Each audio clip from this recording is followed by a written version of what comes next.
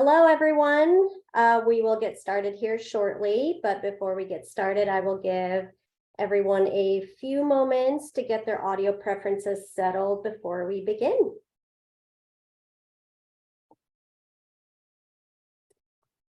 All right, so hello and welcome to today's EDGE webinar. Before I hand it off to our presenters, I just want to cover a few technical details in case you haven't joined ACRO webinar in the past. We use Zoom webinar, which is similar to Zoom meeting, except that your cameras are off and your microphones are disabled. So to interact with each other or with the presenters, you have two main options. For discussion and general comments, you can use the chat button. This defaults to hosts and panelists, meaning only they can see your message.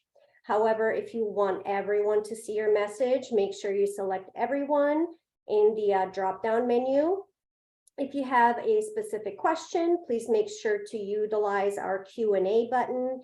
You can ask questions anonymously, and you can view comments and comment on existing questions. And you can also ask your questions at any time. And without any further ado, I will hand it off to our panelists.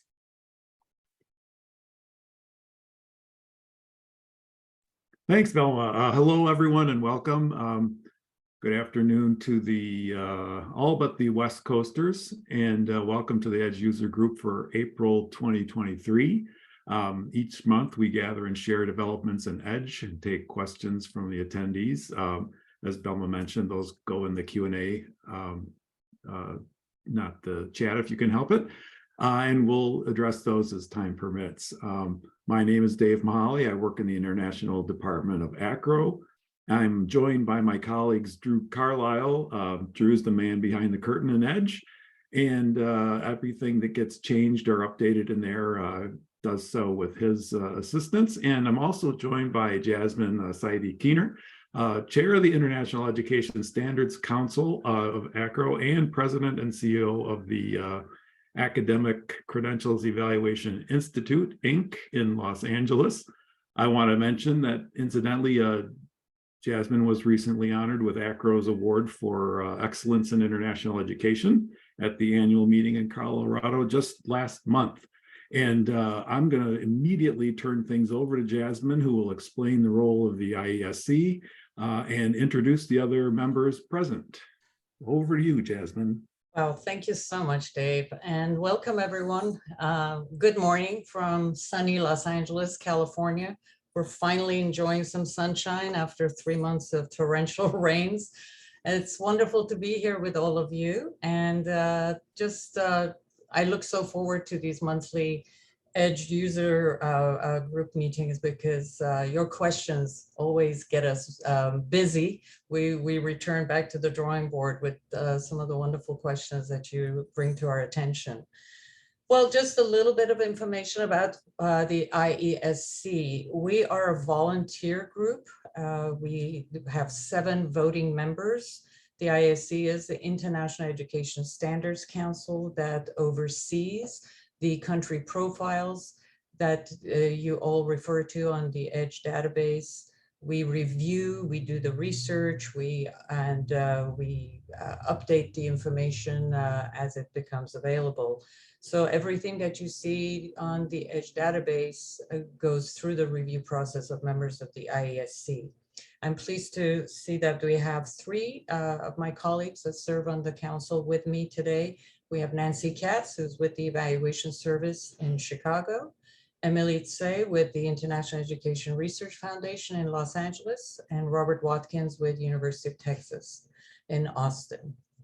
Members of the IESC, as I said, are all volunteers, and they represent public and private institutions of higher ed, as well as credential evaluation services. We also have joining us on our monthly meetings, bi-monthly meetings, ACRO staff, and they are here present today, Dave Mahaly, Drew Carlisle, and Julia Funaki.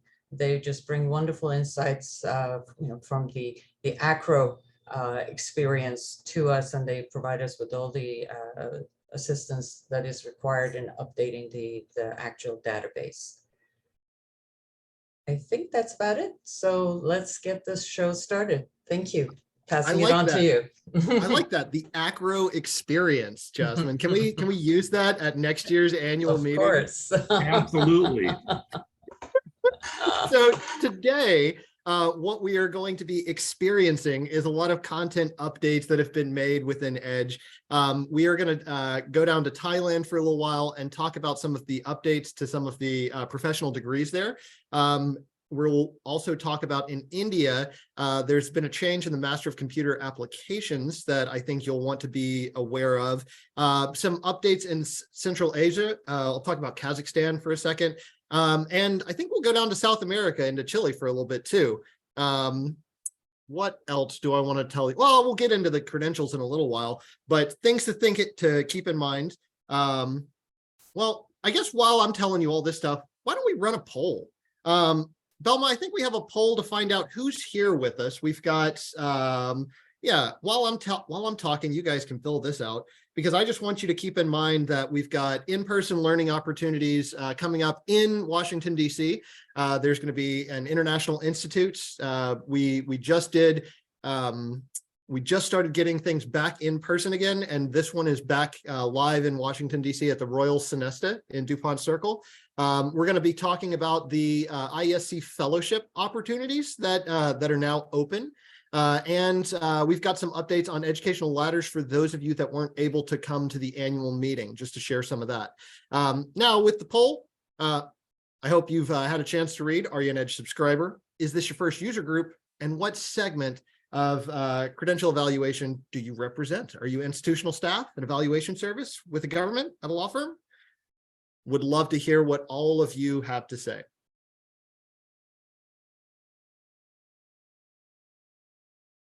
And it looks like just about all of you said that you are Edge subscribers. For that one of you that is not, we do offer a free trial. And if any of you have colleagues that need to take advantage of this, have them reach out to us over at edge@acro.org. There's a contact us on every page within the database. They can reach out to us. And if they navigate through, there's actually a way to sign up for a free trial if you know someone that, like I said, might benefit from this. Many of you have been with us before, but for, what is this, 76%? 76% of you have been here before, but to the 17 of you that have not, welcome. We really appreciate you coming here. This is a great place for you to get to interact with some experts, to ask some questions, and to learn about these updates. We recommend you join us every third Thursday this whole year. And then what segment do you represent? Lots of you are with institutions. A few of you are with evaluation services, and none of you are with the government. I mean, it was tax day here in the US earlier this week, so I guess the government folks are done doing all of that for the week. One with a law firm. But let's not listen to me anymore. Let's go on and let's talk about what everyone's here for. Nancy, could you start us off down in Thailand talking about some of those professional degree updates? Sure, I'd be happy to. Good afternoon from a rainy and stormy Chicago. I'd rather be in sunny Los Angeles. So we did some updates to Thailand. We started, these were more professional qualifications. We noticed that there were name changes and length of study of the programs changed in some institutions, but not necessarily in all. We did updates, which are posted in Acro Edge now, on 6 credentials. This first slide is talking about architecture, engineering, and veterinary medicine. Some were changed from 5 to 6-year programs, and these are considered for architecture and medicine, the first professional degrees in the field. The Bachelor of Engineering is equivalent to a US bachelor's degree in engineering. I do recommend that you always check the university on any of these 6 credentials to determine if it is a 5 or a 6-year program and the exact name, because some universities did not change from 5 to 6 years, for example, in medicine. So please check the institutions. Most institutions in Thailand do have websites in English, so they're very easy to navigate. Next slide, please, Belma. This is about the Bachelor of Pharmacy, Dental Surgery, and actually the Doctor of Medicine, which is what got to start down this road. The Bachelor of Pharmacy was formerly 5 years. They are now basically 6-year programs, trying to emulate more of what's going on in the United States. The Doctor of Dental Surgery is 6 years, and the medical degrees are generally 6 years in length, if I'm not mistaken. These are also considered to be the first professional degrees in this regulated profession. And once again, I highly recommend double checking with the university to confirm. There is a transition going on in Thailand, but not everybody has transitioned. Private institutions are also under the auspices of the ministry in Thailand, so they also need to adhere to changes that the ministry has recommended. Thailand is an easy country to evaluate. You can 99% of the time get credentials issued in English, for sure the transcripts. So you just need to ask the student to have the documents issued in English. That's about it for Thailand. All right, Robert, I'll take India? over from Nancy. Yes. Talking about the Master of Computer Applications, the MCA in India. As you know, in EDGE, Indian master's degrees that are awarded after a 3+2 sequence, 3-year bachelor's degree in whatever, anything, plus a 2-year master's degree, get US comparability of a US bachelor's degree. The one exception, master's degree, and other than the MPhil, of course, which, by the way, is going away at some point, more on that in the future, is the MCA. The MCA is a 3-year degree on top of prior first 3-year degree, so that it's a 3+3 rather than 3+2. So that enabled us to say, well, there you have a US master's comparable degree, and that's what you see in EDGE up until now. I haven't had a chance to check to see if Drew has made that change, but when I talk about Kazakhstan, I can tell you that he has already made that change. But what we had to do then with respect to the MCA in India was to bifurcate or divide the credential advice, which is unusual. As you know, there's usually a single piece of advice that goes with each credential. In this case, we had to say that if you have a 3-year one, you do this, or treat it this way. If you have a 2-year one, you do it another way. The change was announced in July of 2020 by the UGC and AICTE, and it was to go into effect with the incoming class of 2020-2021. As you know, university years in India, university academic year starts in October, so that gave them a few months. They imply in their letter that they've been working on this for a while, however, so institutions should have known it was coming. Why did we bifurcate the advice? Why are we giving differential advice? Why not just keep it a master's degree? The simple reason is that when it changes to 2 years from 3, it can be accessed by a 3-year degree. Often, though not invariably, the BCA, the Bachelor of Computer Applications, so that it becomes a standard 3+2 pathway. Therefore, we need to give the 3+2 MCA outcome the same advice that we give all the other 3+2 pathways that you find in India. So that's why we divided the advice. Is it important to remember 2020 and after, or 2020 and before? Not necessarily. You just need to see, just count up the years and see how many you've got. If it's 6 semesters or 3 years, then obviously you've got the 3-year one and you treat it the way we suggest in there in the advice that goes along with 3-year ones. Implementation sounds like it's drop dead immediate. We don't know that. As you know, there's 900 Indian universities, so some may not move as quickly as others. So you may just have to be careful during this transition period to carefully count the semesters or years of the one that you're dealing with on your desk. And with that, now we can move to Kazakhstan. Drew, thank you. Okay, a little bit of background. First of all, this particular credential got added only because I was investigating Kazakhstan for an entirely different credential. that had been raised by Alex Popovsky of UCredo. And so we took care of that credential that he was asking about. But in the course of that, I noticed that we did not have the 9th grade certificate, Attestato Osnovnom Srednjem Obrazovanии.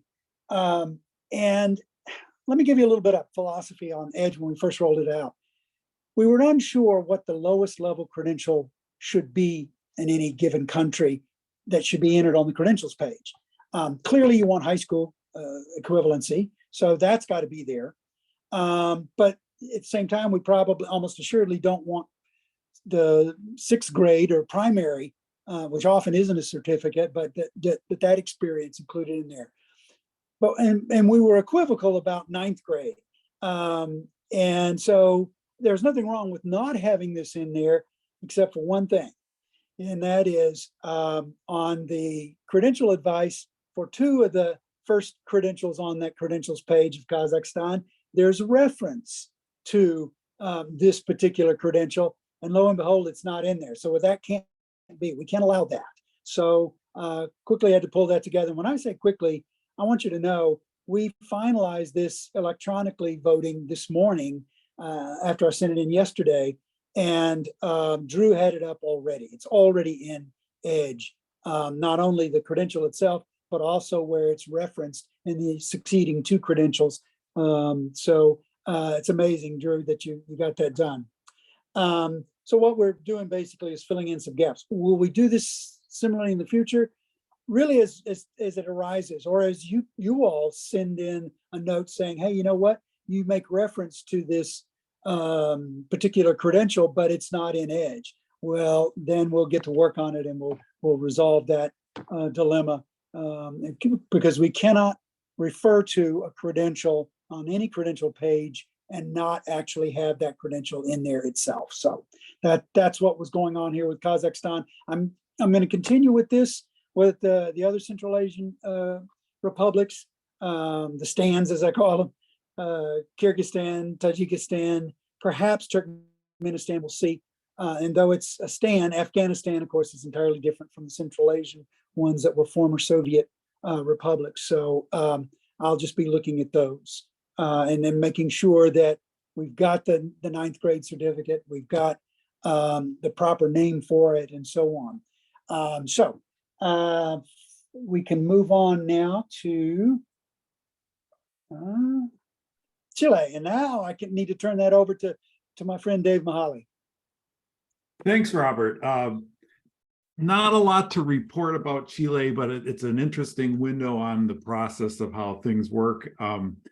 I had brought up some things to the IESC about inconsistencies in EDGE, and they took it up at one of the meetings. And what happened was that in Chile, we had duplicative or bifurcated, I guess, in honor of Robert's parlance, credential advice for the licenciatura.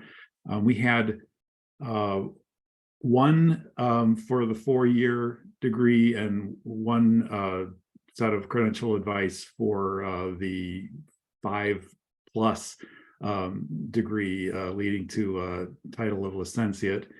And we don't do that anywhere else in Latin America. Certainly, there were some parallels on how we handle engineering, which incidentally just came up in the chat today, and it will be the topic of a future thing. But getting back to Chile, there was no good reason to do it because we had 4, 5, 6-year licentiate degree programs in Argentina, for example, and going up to 6 years for a licentiate in Peru.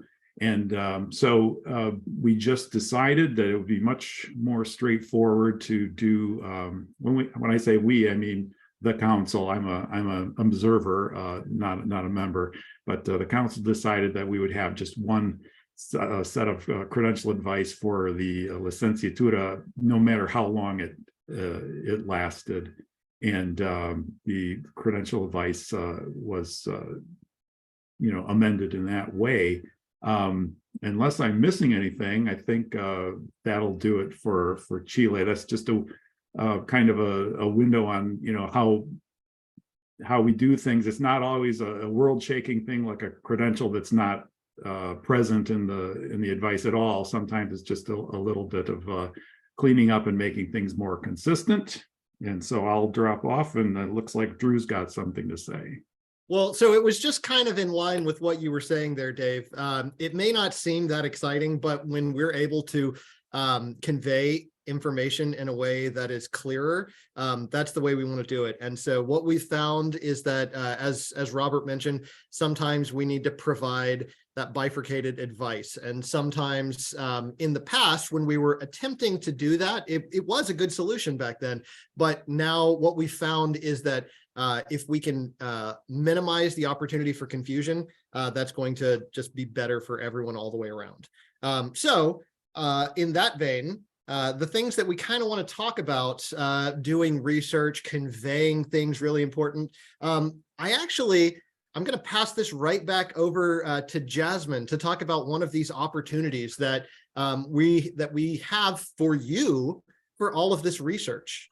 Jasmine, do you want to talk about the IESC Fellowship just a little bit? I'd love to. This is a terrific opportunity for those who are somewhat new to the field of international education credential evaluation and interested to get a little bit deeper, learn more about the research angle of what we do and how we do it under the guidance and mentorship of 2 members, typically, who are voting members on the IESC. So our fellows will not be left on their own. They will receive really wonderful guidance and tutorship in preparing their research. The application for our new fellows is now available. The deadline is June 15th.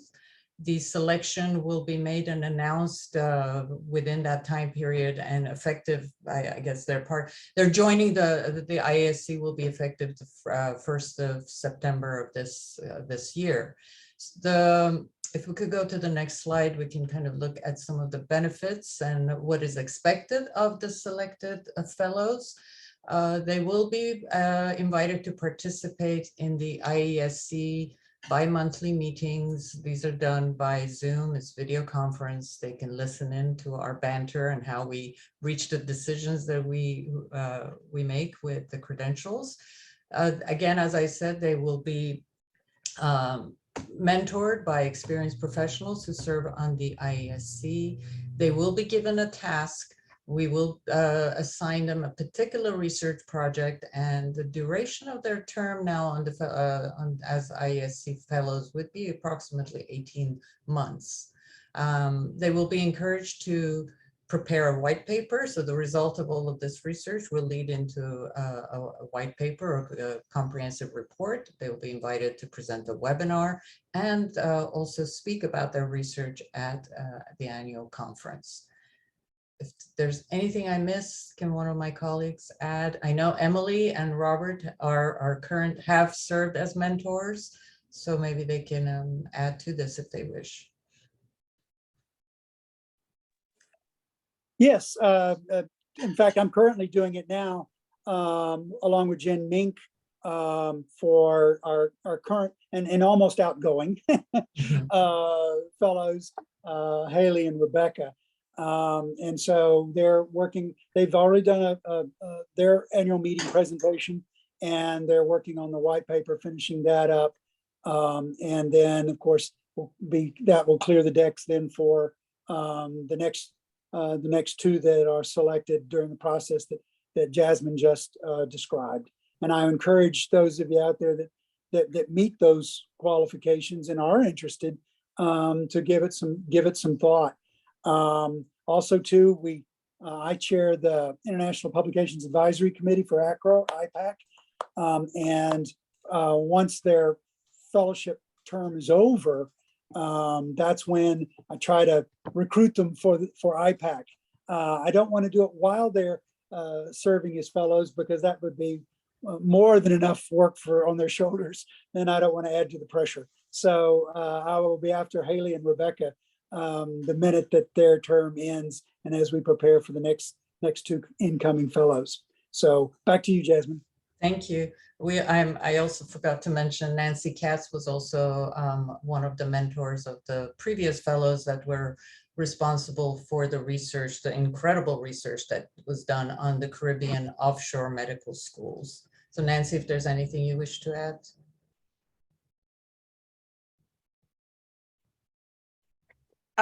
If not, I also. Thank you, Emily. Go Oh, ahead. Nancy, go ahead, please. Oh, I was just going to say, Rosalie from Texas and I'm sorry, Rosalie from Oregon and Loida from Texas did a phenomenal paper and white paper and presentation about offshore Caribbean medical schools with an intensive chart that was up to date as of about a year and a half or so ago.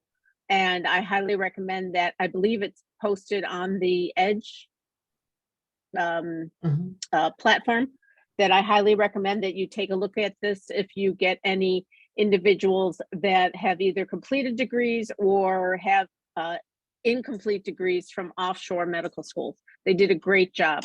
It was fun working with them. So it's a great program, the fellowship program. I do recommend it. Thank you. Go ahead, Emily.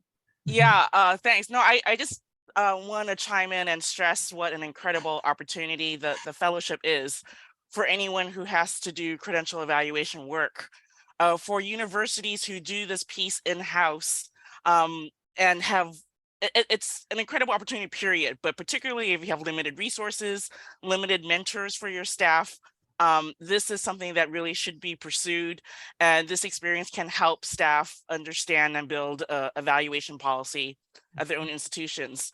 A lot of times there's this belief or hope that after the 2-day workshop, staff can go off and evaluate credentials. And these workshops, especially the ACRO Institute, they are great foundations, but that's what they are, foundations. You need ongoing training and professional development. I mean, there's so many countries and educational systems out there and complex cases. So the fellowship really is an amazing follow-up to that foundational training. Thank you so much. Thanks. All right, back to our ACRO friends to continue. Go ahead. It's funny. I'm going to throw this one over to Dave, but that was the perfect segue into our 2-day International Institute. Dave? Absolutely.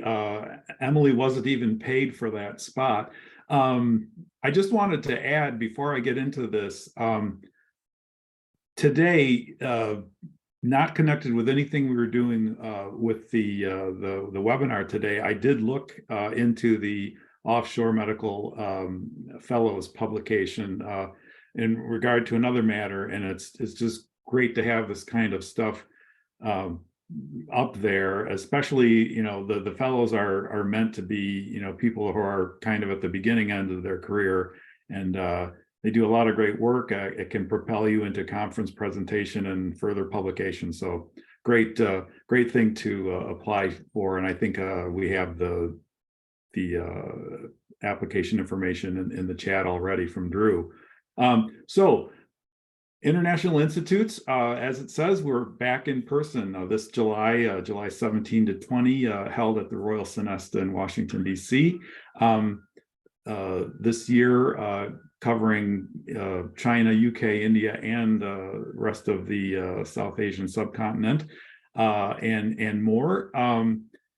These are, of course, taught by some of the people that you're listening to today, and other highly experienced professionals in the field. So you get a real chance to kind of solidify things, and there's a kind of an underrated opportunity to talk with your fellow students in these institutes and kind of compare notes. And I know a lot of long-term professional relationships and friendships get cemented at these.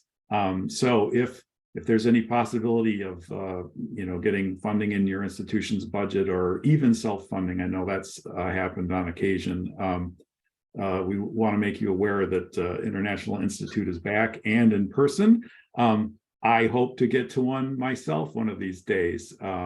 It's something that even though I've been in this field for a long time, I've never actually witnessed one of the institutes in person. And so maybe for 2024 or something. That does it for me. Who am I handing off to again? That would be me. There. So, hi all, I'm Julia Finocchi from ACRO, and I just wanted to tell you a little bit about the Baden-Württemberg seminar, which applications are now open. This past year, we celebrated the 40th anniversary of this opportunity, really put on by the Ministry of Works, Art, and Science at Baden-Württemberg, and they've done it for 40 years, and each year a different institution in the state of Baden-Württemberg hosts the seminar. It is a seminar that they open up to U.S. people in international admissions, registrars, study abroad officers, etc. Anybody is welcome to apply, particularly if you have an interest in growing your partnerships and your exchanges with Germany. It's a great week of learning about the German education system and really all the types of institutions that they have available there. The application is open. It is a joint effort between NASA and ACRO, and we can go to the next slide and I'll just talk about the timeline. So the applications are open and you can apply either through ACRO or NAFSA's website. Completed applications are due June 26th. And then we will review those. The review committee will review those in July and August and notify finalists in August. And then the actual seminar takes place in this year, I believe it's October 15th to the 21st, a beautiful time to be in Germany and just a great experience. I happen to have the good fortune of being there this past year, and it was hosted by the University of Ulm. And once again, this year, Ulm is going to be hosting. It's a beautiful place, and the person that is arranging it all through Ulm University does a fantastic job. So you will learn immense amounts about the German education system, but you'll also learn about the culture, the food, and the people. So great opportunity. I encourage you to apply. And I think with that, I'm turning it back over to Drew. That is correct, Julia. I was just getting ready to pull up the link. There was a request in the chat from Stacy to send over the link for the International Institutes. Could you do that and put that in the chat for me while I talk about some of the updates that I talked about at annual meeting? One of the exciting things that ACRO is doing is our comprehensive ladders project. All of the education ladders throughout EDGE, we're updating those right now. We've already got evaluators that are working behind the scenes. It's working through our pipeline. And I wanted to show you a couple of examples of what it's going to look like. As Robert mentioned earlier, there are existing ladders that are associated with all the various credentials. And those ladders were created by different authors at different points in time. And what we want to do is to make sure that we have an easy to update, easy to reference, easy to understand view. And so this is what we're going to be going with. You'll be able to see very easily where there are branches that you can see. You can go into either directly into a bachelor's program, or you can go into an associate's degree when you're coming out with that general the general secondary education certificate when you're coming out with that. And this is just how we want to reflect this. We're going to be showing some of the technical and the technical pathways that still allow access into academic education, sort of what you see over there on that vocational technical sort of yellow box side of things. But you can see you can still follow a pathway that gets you back into the academic track. We want to reflect all of these common pathways. So we're doing this, like I said, comprehensively throughout all of EDGE. We're going to be releasing these in a rolling fashion. And we're doing this in conjunction with the law degrees that we've been working on. And so you're going to be seeing a steady stream of this coming out. You'll start to notice as these things get updated within EDGE. South Korea is already in there. Saudi Arabia is already in there. India's there, China's there. There's a few things for you to go in and find, but these are the types of things that are going to be, there are going to be notifications sent out. So if you have a bookmark for a specific country, you will get notified when we make that ladder update. And when you just go onto the homepage of EDGE, you'll be able to see when we make another ladder update. Hey, Belma, can you go on just I think we've got South Korea next, just to get another example of what it's going to kind of look like. You can't see the full ladder on there. It goes down a little bit lower. As Robert was mentioning, there was an internal debate about how far back to go. We definitely want to reflect all secondary credentials. And when we can go further, that'll be on the ladder too. But that is where we've kind of landed right now as the important thing to be sure is reflected in here. If you were at the annual meeting, you got to see a couple more of those. And like I said, once you get onto the homepage of Edge, you will start to see as these are rolling out, there will be notifications right there. This is in response to what you've been telling us that you really want. And so thank you for all that feedback. With that, I know that we have a couple of questions that have come into the chat, and I want to come back around to that. I know that we were going to talk about something in engineering in the United Kingdom, I want to say. But for any of you that have other questions, go ahead and populate those into the Q&A is a great place that we can go ahead and start getting those queued up. And while you're writing those things out, I'll just remind you one other time about the Gloria Nathanson Research Fund. This is for individuals that are wanting to make a significant contribution into field of comparative international education. If you have something that you've done research on, that you want to do research on, we want to help get that done. So information is here on the screen. All of the QR codes that are on the screen, you don't have to take a picture of them right now. You can always go back and access all of these Edge user group webinars. You can get them through our webinar archive. These are all free. There's more stuff for you to go explore, other Acro webinars for you to check out as well. So all of this, you'll find it on the last page of this Edge user group, and you can go and you'll be able to get a hold of those slides. So I want to hear some of the questions that have been going on. Dave, did you see any questions that you could start us off with? I want to say I saw something down there. Maybe Jasmine mentioned something about engineering. Yeah, we have the Master of Engineering question. There's also been a question about the French licence that we can talk about. Jasmine, it looks like you're ramping up to talk about the engineering issue. I'm just going to jump in quickly beforehand and say that a lot of the thinking on these four-year Master in Engineering degrees was really kind of prompted by nomenclature terminology issues. They were classified as undergraduate degrees. In the UK, the term undergraduate is relatively recent adoption. They used to use graduate, postgraduate. Now they use undergraduate in place of graduate pretty much. And the fact that these were undergraduate just meant that there wasn't a degree before them. So there was some talk about, well, undergraduate can't mean, what we would consider a master's. So there was a terminology issue, and there were some other issues, and I'll pass it off to Jasmine for the rest. Thank you so much, Dave.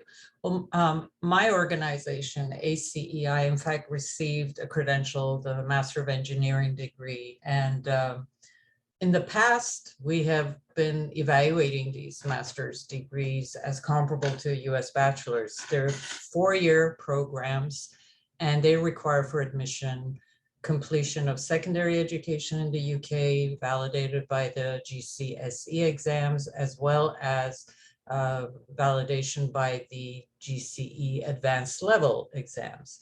And this kind of goes back to the UK workshop project of the 1990s. But since then, we are finding more information that confirms that the holders of the Master of Engineering degree, although, as Dave said, are the terminology that you may see even on the transcript or on the university website may refer to them as an undergraduate degree. They in fact allow the holder of that degree to be admitted to a doctoral program within the UK system. Also, on the UK qualifications framework, the Master of Engineering is at the same level as other Master of Arts or Master of Science degree programs. So it is not classified at the same level of a bachelor program. So the credential advice for the Master of Engineering has been revised. It's currently under review by the IESC. We're just waiting to collect all the votes before it is posted and updated on EDGE. One thing I'd like to mention is that students who choose to maybe drop out after the 3rd year and not finish the 4th year of the Master of Engineering program may receive a bachelor degree, more like a consolation award. So that degree would then be comparable to a bachelor's degree. But if they complete the full 4-year program after the GCE A-levels, we are looking into recommending this to be comparable to an integrated bachelor and master's degree.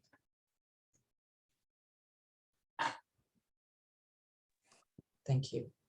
I'll take on the licence question from Alyssa Kim. Basically, EDGE reflects and the IESC's thinking reflects pretty much what I call the quantitative approach, but which is generally pejoratively known as the year counting approach, as opposed to benchmarking.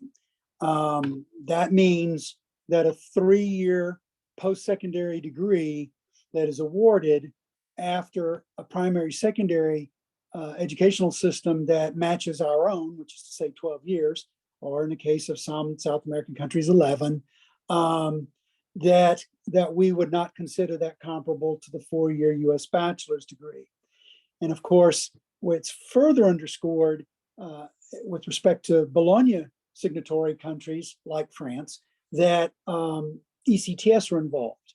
And we have a conversion ratio of ECTS to US Carnegie semester units, which is 2 to 1, so that the standard full-time load per year of 60 ECTS would yield 30 US semester hours, so that your 3-year licence, and it was changed from the one year on top of a 2-year degree like the DUG to a full 3-year degree after baccalaureate, so a bac plus 3.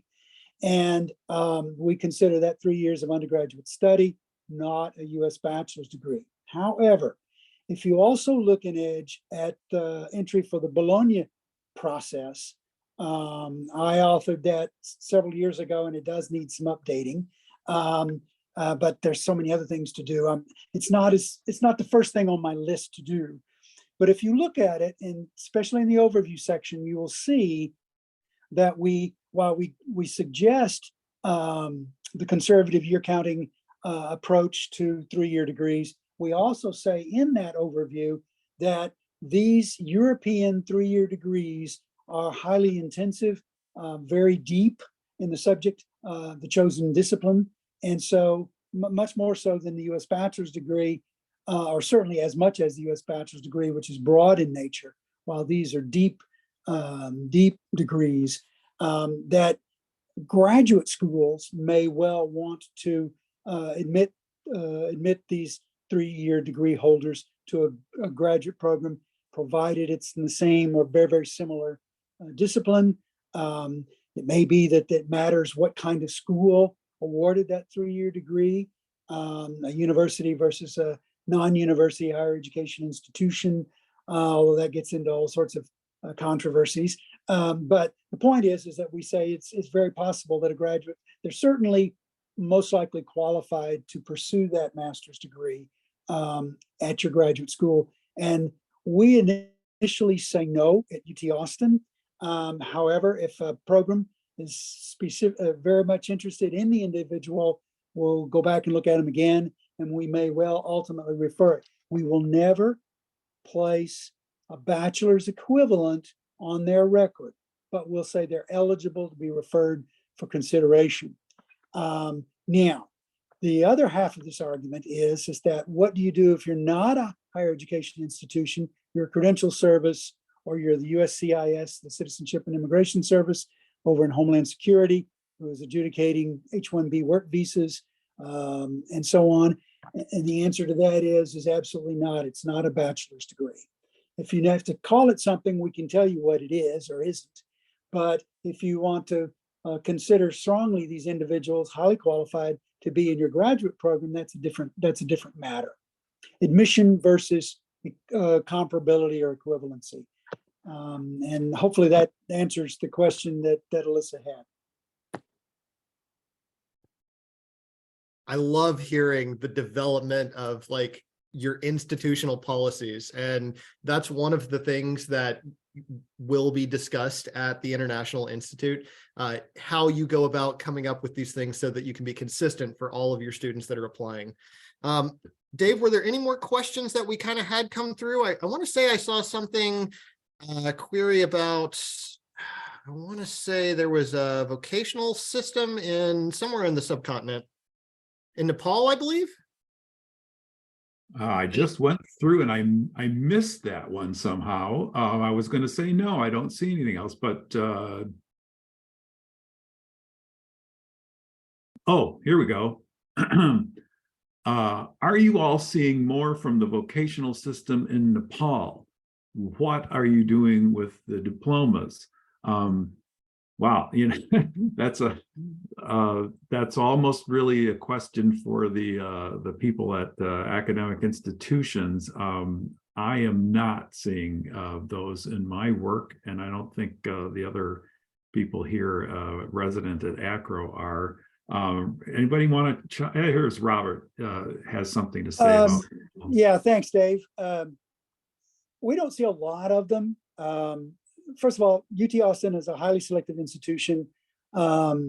Individuals often self-select out of our application process, fearing the ultimate outcome, and we do have a $90 application fee and that sort of thing. However, we do now have two completely online master's programs, one in computer science, one in data science. And let me just say that in my 46 years of doing this, I have seen some credentials applying to UT Austin for these programs that I used to see only as a consultant to an evaluation service. Never saw them at UT because I think there's a belief out there that if it's online, the standards must be different. Anyway, the only thing I can say with respect to Nepal is the traditional one, of course, is the higher secondary certificate. We now have a different board, the National Examinations Board, whereas we used to have the higher secondary board, and those are the ones we mainly see. However, occasionally we will get for freshman admission or freshman application, the occasional proficiency certificate, generally 2 years after a 10th grade certificate, but some like nursing are 3 years. And I think I saw one in a different discipline that wasn't nursing that was also 3. And so the question arises what to do with it. Would you admit them? My tendency is to be a little more conservative on vocational, technical, high school leaving certificates as opposed to academic or general ones, because UT is a highly selective institution. However, certainly a community college would want to admit them. They certainly have the same level of education, the proficiency certificate versus the higher secondary certificate. So there's nothing wrong there. It's just a question of what has been studied in the final phases as opposed to the general or academic track. So that's one thing. The second question might be, okay, well, if it's a 3-year one on top of 10 years, then that's 13. Would you give credit? And the answer is, again, no. And the reason I wouldn't give credit for it, and I wouldn't recommend anyone else giving credit, is because, again, we're talking about a very technical vocational program, and there is a tendency in our field. I know it sort of smacks of elitism, but there is a tendency in our field not to give as much strength or weight consideration to technical vocational versus academic. And so, whereas we might give credit in a 13-year situation for an academic program, most of us would not do so for a technical program.